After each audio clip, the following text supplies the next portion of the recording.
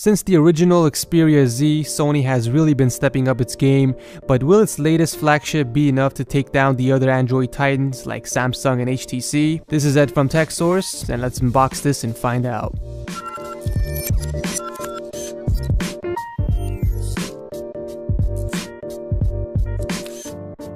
So the Z2 comes in 3 available colors, black, white, and purple, and you can pick up an unlocked version for only $660. I will leave links below if you are interested, but before we move on with the unboxing, let's take a quick look at the specs.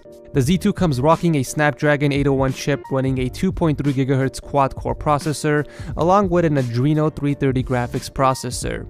The battery has also been upgraded to 3200 mAh, which can last you up to 690 hours on standby time and about 15 hours of talk time. One more thing to note before I move on is that the Z2 is also waterproof with a rating of IP58 that has become a standard for almost all Sony phones, and the device can be submerged 1 meter underwater for as long as 30 minutes according to Sony. So removing the cover, we are greeted with the Z2, but before we take a closer look at it, let's see what else the phone comes with.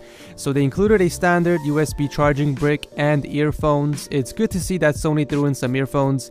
Even though a lot of people tend to use their own, it's really nice to have spares.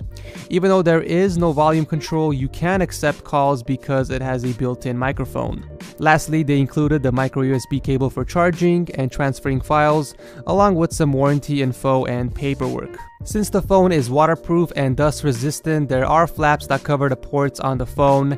Sony has brought back the famous design signatures from the Z1, which are the dedicated power button, volume rockers, and the silver power button. They also brought back the micro SD card slot, but instead increased the maximum expansion size to 128 GB instead of the 64. Both the micro SD card slot and the SIM slot have these trays which can be pulled out for convenience. The microphone is located on the bottom of the phone along with some lanyard holes. On the opposite side, you will find the charging pins, which are used to dock the phone for charging, and beneath the flap are the SIM tray and charging port. Unlike the Z1, the Z2 has a slightly bigger screen coming in at 5.2 inches with 424 pixels per inch. The front-facing camera also got an increase in pixels, coming in at 2.2 megapixels. Similar to the M8, Sony has added front-facing stereo speakers, which should be a must to every smartphone at this point. We do have a sample video to share with you guys later in this video. Although there aren't many changes to the camera sensor, the Z2 does come with some cool features, one of which is 4K recording that we will definitely look at later. Other than that, the camera sensor, aperture, and flash are the same as the Z1, and like most Android phones, the Z2 also comes with NFC capabilities. Finally, getting to the handset, we can see that Sony hasn't strayed too far from their already classic omni-balance design, which according to Sony creates a balance and symmetry in all directions of the device. The full glass back on the Z2 leaves you wanting to pick up the phone just to hold it.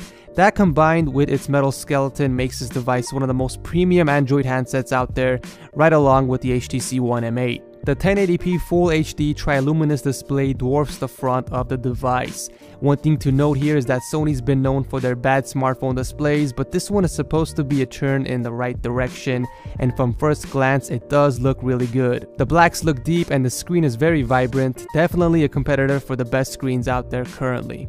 It's good to see that Sony has addressed a common complaint with previous iterations of Xperia smartphones. Reduce bezels to the left and right of the screen to allow for easier one-handed use.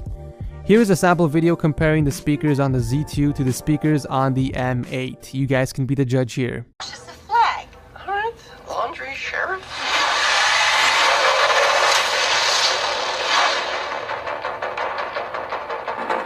You know what it is I love about being Spider-Man?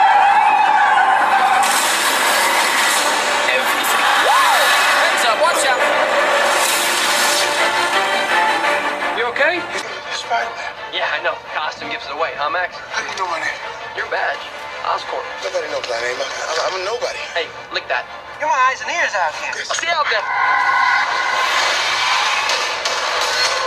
It must be pretty cool, huh? To have the whole world see you like this. The amazing Spider-Man.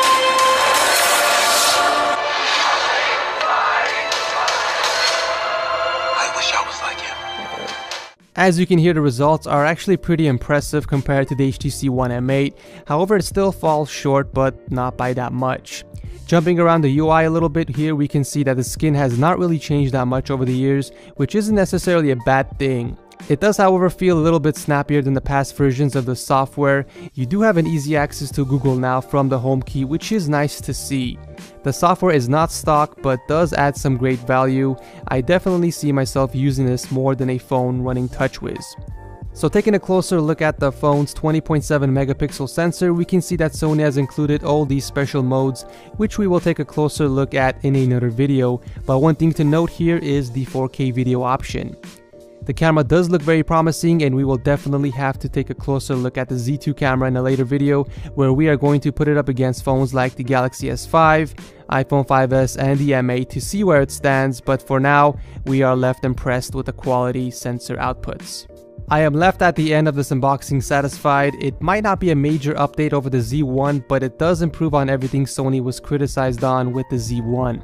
It's not coming to the US anytime soon, and we might get an unlocked model this summer, which is probably going to be really expensive, which is too bad because from my first hands on this phone, it does feel like a worthy Android competitor. This might actually replace my iPhone 5s and become my primary phone, but I will need some time to play with it. But I wanted to hear what you guys think about the Z2. Do any of you own one? And if not, is this a phone that you see yourself purchasing? Let me know in the comment section down below. We do have a bunch of videos coming soon for the Z2, including benchmarks, camera tests, and speed tests, so make sure to subscribe if you haven't already so you don't miss out on the coverage. This is Ed from TechSource, and I will see you next time.